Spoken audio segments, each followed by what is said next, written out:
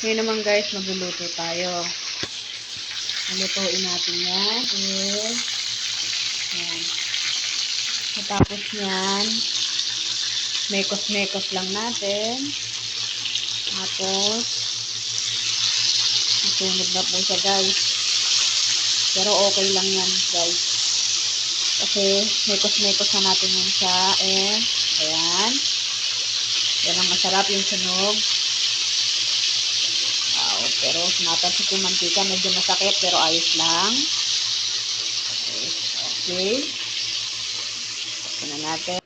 Yun guys, tapos na natin siya. And after nito is gagawa natin siya ng kaya hintayin nyo. Ngayon guys, ito na siya.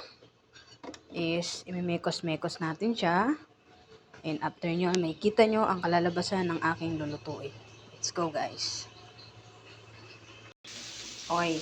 Ngayon guys, imimekos-mekos natin siya. Ikaganyan-ganyan lang natin siya. At may kita nyo na ang kalalabasan ng aking niluluto. Mukha siyang masarap, pero hindi natin alam kung masarap ito ba. Ayun. Wait nyo. Let's go guys. Ito nga pala yung ihalo natin guys. Isang kutsara nito. And ito ang last natin na ihalo. Tignan nyo mabuti. Para dito sa aking niluluto. Kutsara pa talaga dito. Okay. And ngayon guys, imimekos-mekos na natin dahil natapos na din naman natin yung mga ingredients na inilagay natin sa kanya. Imimekos-mekos na lang natin yun siya.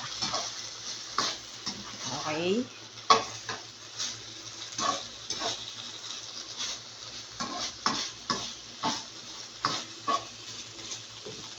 Meat and cut. Ngayon naman, lalagyan natin siya ng asin. Okay. And ngayon guys, titikman natin kung good salt ang natin niluto. Okay. Ngayon, kukuha ko ng isa. And,